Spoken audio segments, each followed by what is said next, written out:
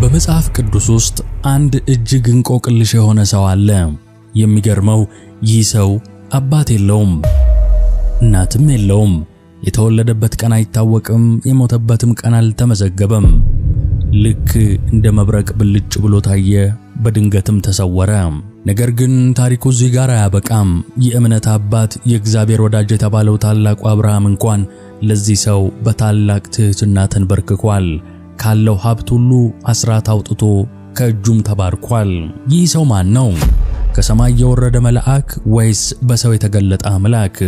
ከአዳም በፊት የነበረ ሰው ወይንስ ከጥፋት ውሃ የተረፈ? የዚህ ሰው ማንነት እንዲሁ የድሮ ታሪክ ብቻ አይደለም። ይህ ሰው የዘላለም ሕይወት ቁልፍ የሆነውን የሞትን መድኃኒት በእጁ የያዘውን የሌላውን ማንነት የሚገልጥ ታላቅ ጥላ ነው። ከጥላው በስተጀርባ ያለውን አካል ማወቅ የእርሱ ምስጢር ከሁላችን መዳን ጋር እንዴት እንደሚገናኝ መረዳት ከፈለጋችሁ ይህ ትክክለኛው ቪዲዮ ነው። ውድ ተመልካቾች እንኳን ወደ መባ ቲቪ በሰላም መጣችሁ። ዛሬ በብሉይ ኪዳን መጋረጃ ተሸፍኖ የቆየውን በአዲስ ኪዳን ብርሃን የተገለጠውን አስደናቂ ታሪክ አብረን እንፈታለን። ጥቂት ደቂቃዎችን ብቻ አብራችሁን ብታሳልፉ በነፍስ ታተርፋላችሁ። ይህ የመልከ ጼዴቅ አስደናቂ ታሪክ ነው።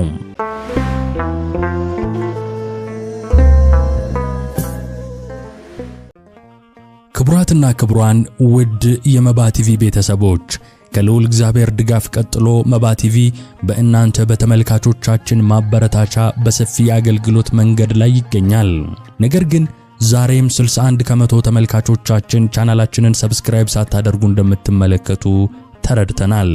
እባክዎ አሁኑኑ ሰብስክራይብ በማድረግና የደወል ምልክቷን በማብራት አገልግሎቱን ይደግፉ። ቪዲዮውንም ላይክ አድርገው ይጀምሩ። እናመሰግናለን። በስመ አብ ወወልድ ወመንፈስ ቅዱስ አሐዱ አምላክ አሜን። ዘመኑ ሩቅ ነው። በግምት ከክርስቶስ ልደት በፊት 2000 ዓመታት ገደማ። ቦታው የከነዓን ምድር። በዚያ ዘመን ዓለም በኃያላን ነገሥታት ጦርነት ትናወጥ ነበር። የኤላም ንጉሥ ኮሎዶጎሞርና አጋሮቹ በዮርዳኖስ ሸለቆ ያሉትን ከተሞች ወረሩ።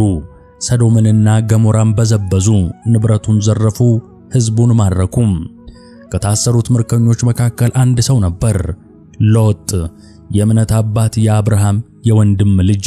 ይህ ዜና በድንኳን ለሚኖረው ለአብርሃም ደረሰ። በወቅቱ ገና አብርሃም አልተባለም፣ ስሙ አብራም ነበር። አብራም የጦርነት ሰው አይደለም፣ እርሱ የድንኳን ሰው ነው፣ የእምነት ሰው ነው። ነገር ግን የወንድሙ ልጅ ሲማረክ ዝም ማለት አልቻለም። በቤቱ የተወለዱትንና ያደጉትን 318ቱን ብላቴኖች አስከትሎ ሌሊቱን ተጓዘ። ጠላቶቹንም እስከ ዳን ድረስ አሳደዳቸው። በሌሊትም አደጋ ጣለባቸው። እግዚአብሔር በእጁ አሳልፎ ሰጣቸው። አብርሃም ታላቅ ድልን ተቀዳጀ፣ ምርኮውን ሁሉ አስመለሰ። አሁን ትዕይንቱ ተቀይሯል። ጦርነቱ አልቋል፣ አቧራው ረግቧል። አብርሃምና ሰራዊቱ ወደ ቤታቸው እየተመለሱ ነው። ደክመዋል፣ ነገር ግን ፊታቸው በድል ደስታ ያበራል። ጉዟቸው የንጉሥ ሸለቆ ወደ ተባለው ወደ ሻዊ ሸለቆ ደረሰ። እዚህ ጋር ነው ታሪኩ እንግዳ የሚሆነው። እዚህ ጋር ነው መጽሐፍ ቅዱስ አንድ ታላቅ ምስጢርን የሚገልጥልን። አብርሃምን ለመቀበል 2 ነገሥታት ወጡ። ሁለቱም ነገሥታት ናቸው፣ ነገር ግን ፍጹም የተለያዩ ዓለማትን ይወክላሉ። የመጀመሪያው የሰዶም ንጉሥ ነበር። ከጦርነቱ ተርፎ የተመለሰው ይህ ንጉሥ ዓይኑ ያለው ሀብቱና ንብረቱ ላይ ነው። ለአብርሃም ያቀረበው ጥያቄ የንግድ ነበር። ሰዎችን ለእኔ ስጠኝ፣ ከብቶቹን ግን ለአንተ ውሰድ አለው። ዓለማዊ፣ ስግብግብና ቁሳዊ። ነገር ግን በዚያው ቅጽበት ከሌላ አቅጣጫ ያልተጠበቀ እንግዳ ተከሰተ። ይህ ሰው ከየት እንደመጣ አይታወቅም። በጦርነቱ ውስጥ አልነበረም። የሰይፍ ድምፅ፣ የደም ሽታ፣ የጦርነቱ ሁካታ አልነካውም። አለባበሱ የተለየ፣ ግርማው የሚያስፈራ፣ ፊቱ በሰላም የተሞላ። ስሙ መልከ ጼዴቅ ይባላል። ሀገሩ ሳሌም፣ የጥንቷ ኢየሩሳሌም። የስሙ ትርጉም የጽድቅ ንጉሥ፣ ከከተማው ጋር ሲገናኝ ደግሞ የሰላም ንጉሥ። ይህ ሰው ንጉሥ ብቻ አይደለም፣ መጽሐፍ ቅዱስ የልዑል እግዚአብሔር ካህን ይለዋል። እስቲ አስቡት፣ በዚያን ዘመን ገና የሌዊ ነገድ ሳይፈጠር፣ ገና የአሮን ክህነት ሳይመሰረት፣ ገና ሕገ ኦሪት በሲና ተራራ ሳይሰጥ ይህ ሰው የልዑል እግዚአብሔር ካህን ተብሎ ተጠራ። በእጁ ምን ይዞ ወጣ ካልን ድል አድራጊውን ንጉሥ ለመቀበል ወርቅ አላመጣም፣ አልማዝም አላቀረበም።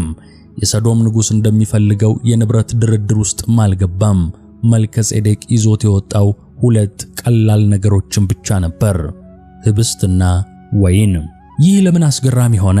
በብሉይ ኪዳን ዘመን ለእግዚአብሔር የሚቀርበው መስዋዕት ምንጊዜም ደም ነው። በግ ይታረዳል፣ ፍየል ይሰዋል። ካህናት የሚታወቁት በሚያቀርቡት መስዋዕትና በሚፈሰው ደም ነው። ይህ ካህን ግን የተለየ ነው። ምንም አይነት የእንስሳት መስዋዕትን አልያዘም። እጁ ላይ ደም የለም። ንጹሕ ህብስትና ንጹሕ ወይንን ይዞ ከሰማያዊ ግርማ ጋር ወደ አብርሃም ቀረበ። አብርሃም ያ ሁሉን ነገር ንቆ የወጣ ነገሥታትን ያንቀጠቀጠ ኃያል ሰው ይህንን የሳሌም ንጉሥ ሲመለከት አንድ ነገር ተሰማው። ከእርሱ የሚበልጥ መንፈሳዊ ሥልጣን እንዳለው ተረዳ። አብርሃም በእግዚአብሔር ወዳጅነቱ የሚታወቀው ታላቁ አባት በታላቅ ትሕትና ራሱን ዝቅ አድርጎ አከበረው። መልከጼዴቅም ድምፁን ከፍ አድርጎ ባረከው፣ እንዲህ አለ። ሰማይና ምድርን ለሚገዛ ለልዑል እግዚአብሔር አብርሃም የተባረከ ነው። ጠላቶችህን በእጅህ የጣለልህ ልዑል እግዚአብሔር የተባረከ ነው አለ። ቃሉ ኃይል ነበረው። ይህ ቡራኬ ተራ ንግግር አይደለም። ሰማይንና ምድርን የሚያገናኝ የብሉይ ኪዳንን መጋረጃ ቀዶ የአዲስ ኪዳንን ብርሃን የሚያሳይ ትንቢታዊ ድርጊት ነበር። የአብርሃም ምላሽስ ምን ሆነ ካልን የሰዶምን ንጉሥ ሀብት የጫማ ማሳሪያ እንኳን አልወስድም ብሎ የናቀው አብርሃም ለመልከጼዴቅ ግን ካለው ሀብት ሁሉ አስራትን አወጣና ሰጠው። ለምን ካልን አብርሃም ከእግዚአብሔር ውጪ ለማንም አንገቱን የማይሰብር ሰው ነበር። ነገር ግን በዚህ ሰው ላይ የእግዚአብሔርን ክብር አየ። ይህ ሰው እንዲሁ ንጉሥ ብቻ እንዳልሆነ አወቀ። በመንፈስ ቅዱስ ተረድቶ ለክህነቱ ክብር እጅ ነሳ።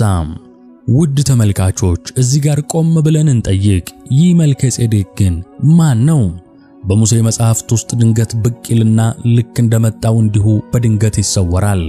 ከዚያም በኋላ በኦሪት ዘፍጥረት ውስጥ ስሙ አይነሳም። ወዴት እንደሄደ፣ መቼ እንደሞተ፣ ልጆቹ እነማን እንደሆኑ መጽሐፍ ቅዱስ ዝም ይላል።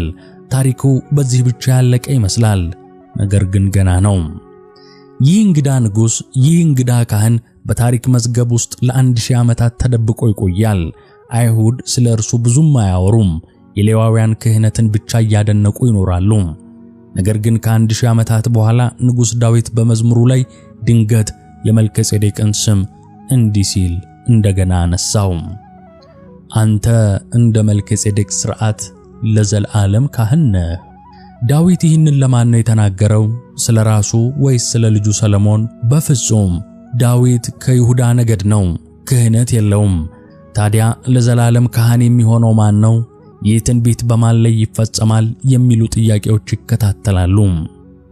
መልከጼዴቅ በኦሪት ዘፍጥረት ምዕራፍ 14 ላይ ያደረገው የህብስትና የወይን ስጦታ ዝም ብሎ የምሳ ግብዣ አይደለም። ያ ድርጊት ከ2000 ዓመታት በኋላ በኢየሩሳሌም በያኔዋ ሳሌም ለሚሆነው ታላቅ ምስጢር ጥላ ነበር። አብርሃም በዚያን ቀን ከሰዶም ንጉሥ ጋር ቢሆን ኖሮ ምናልባት ታሪኩ ሌላ ይሆን ነበር። ነገር ግን ዓይኑን አንስቶ የጽድቅን ንጉሥ አየ። እስኪ ይህንን ቃል ልብ ብላችሁ ስሙኝ። ሐዋርያው ቅዱስ ጳውሎስ ከብዙ ዘመን በኋላ ስለ መልከጼዴቅ ሲጽፍ እንዲህ አለ። አባትና እናት የትውልድም ቁጥር የሉትም፣ ለዘመኑም ጥንት ለሕይወቱም ፍጻሜ የለውም። ዳሩ ግን በእግዚአብሔር ልጅ ተመስሎ ለዘላለም ካህን ሆኖ ይኖራል። ይህ እንዴት ሊሆን ይችላል? ሰው ሆኖ አባትና እናት የሌለው ማን ነው? የተፈጠረ ሰው ሆኖ የትውልድ ሐረግ የሌለው እንዴት ይሆናል? ለዘመኑ ጥንት ለሕይወቱ ፍጻሜ የለውም ሲባልስ መልከጼዴቅ አይሞትም ማለት ነውን? ወይስ እርሱ ራሱ መልአክ ወይም አምላክ ነበርን? ይህ ጥያቄ ለዘመናት ብዙዎችን ሲያከራክር የኖረ ነው። ነገር ግን መልሱ ያለው በመንፈስ ቅዱስ የመዝገብ አያያዝ ጥበብ ውስጥ ነው። መልከጼዴቅ ፍጹም ሰው ነው። እንደኛ በስጋና በደም የተፈጠረ የበላ የጠጣ በምድርም ላይ የኖረ የሳሌም ንጉሥ ነው። ታዲያ መጽሐፍ ቅዱስ ስለምን አባትና እናት የሉትም አለ? በአይሁድ ባህልና በመጽሐፍ ቅዱስ አጻጻፍ የአንድ ሰው ታሪክ ሲነገር የዘር ሐረጉ ቀድሞ ይመጣል። እገሌ እገሌን ወለደ የሚለው ሰንሰለት የሰውየውን ማንነት ይወስናል። ነገር ግን የመጽሐፍ ቅዱስ ደራሲ የሆነው መንፈስ ቅዱስ ወደ መልከጼዴቅ ሲመጣ ሆን ብሎ በታቀደ ዓላማ የታሪክ መዝገቡን ዘጋው። የአባቱን ስም አጠፋው። የእናቱን ስም ሸሸገው። የተወለደበትን ቀን አልመዘገበም፣ የሞተበትንም ቀን አልጻፈም። ለምን ካልን ምክንያቱ መንፈስ ቅዱስ በዚህ ሰው በኩል የሌላውን ማንነት ሊያሳየን ስለፈለገ ነው። የዚያን የሌላውን ዘላለማዊነት በሰው አእምሮ ውስጥ ለመሳል የመልከጼዴቅን ታሪክ ከጊዜና ከቦታ ውጭ አድርጎ አቀረበው። ያ ሌላው ማን ነው ካልን እርሱ ኢየሱስ ክርስቶስ ነው። አስተውሉ። የመልከጼዴቅ ታሪክ በብራና ላይ አባትና እናት የሉትም ተብሎ እንደተተወ ጌታችን ኢየሱስ ክርስቶስም በባህሪው እንደዚሁ ነው። በመለኮቱ ማለትም በሰማያዊ ልደቱ እናት የለውም፣ ከአብ ብቻ የተወለደ ነውና። በትስብቱ ማለትም በምድራዊ ልደቱ አባት የለውም፣ ከድንግል ማርያም ያለ ዘር የተወለደ ነውና። ስለዚህ የመልከጼዴቅ የታሪክ መዝገብ ባዶ መሆን የክርስቶስን ማንነት ለመግለጥ የተሰራ መለኮታዊ ንድፍ ነው። መልከጼዴቅ በታሪክ መዝገብ እንደማይሞት ሆኖ እንደቀረበ ክርስቶስ ደግሞ በእውነትና በባህሪው ሞትን ያሸነፈ ዘላለማዊ አምላክ ነው። ነገር ግን የመልከጼዴቅ ምስጢር በዘር ሐረጉ ብቻ አያበቃም። በእጁ በያዘው ስጦታም ውስጥ ትልቅ ትንቢት አለ። እስቲ ወደ ኋላ እንመለስ፣ ወደ ዘፍጥረት ምዕራፍ 14። በብሉይ ኪዳን ዘመን ካህን ማለት መስዋዕት የሚያቀርብ ማለት ነው። የአሮን ልጆች ማለትም ሌዋውያን ወደ መገናኛው ድንኳን ሲገቡ ደም ይረጫሉ፣ እሳት ያነዳሉ። የመቅደሱ ዙሪያ በእንስሳት ደም ሽታና በጢሱ ይሞላል። ኃጢአትን ለማስተሰረይ ሕይወት ማለፍ አለበትና። መልከጼዴቅ ግን ይህንን ሕግ ሰበረ። ገና ሕጉ ሳይሰጥ ከሕጉ በላይ የሆነ ሥርዓትን አመጣ። መልከጼዴቅ ለአብርሃም ያቀረበው ፍየል አልነበረም፣ እርግብም አልነበረም። ያቀረበው ህብስትና ወይን ነበር። ይህ ድርጊት በዘመኑ እንግዳ ነበር። ነገር ግን ይህ ንጉሥ ወደፊት እያየ ነው። ከ2000 ዓመታት በኋላ በዚያችው ምድር በኢየሩሳሌም ሐሙስ ምሽት ላይ እውነተኛው የዓለም ካህን የሚሰራውን እየነገረን ነበር። በዚያ ምሽት ጌታችንና መድኃኒታችን ኢየሱስ ክርስቶስ ከደቀ መዛሙርቱ ጋር ተቀምጦ እንጀራውን አንስቶ ባረከ፣ ቆርሶም ሰጣቸው። ጽዋውንም አንስቶ አመሰገነ፣ እንዲህም አለ፣ ይህ ስለ እናንተ የሚሰጠው ሥጋዬ ነው። ይህ ስለ ብዙዎች ኃጢአት ይቅርታ የሚፈስ የሐዲስ ኪዳን ደሜ ነው። ተመልከቱ፣ ጥላውና አካሉ ሲገናኙ መልከጼዴቅ በጥላነት ያሳየውን ክርስቶስ በአካል ፈጸመው። የብሉይ ኪዳን የእንስሳት መስዋዕት መካከለኛው ዘመን ላይ መጥቶ ያለፈ ጊዜያዊ መፍትሄ ነበር። የመልከጼዴቅ መስዋዕት ግን የዘላለማዊው መስዋዕት የቅዱስ ቁርባን ምሳሌ ነው። ለዚህ ነው ክርስቶስ እንደ አሮን ሥርዓት ሳይሆን እንደ መልከጼዴቅ ሥርዓት ካህን የተባለው። የአሮን መስዋዕት ወይም የእንስሳቱ ደም አብቅቷል፣ ተሽሯል።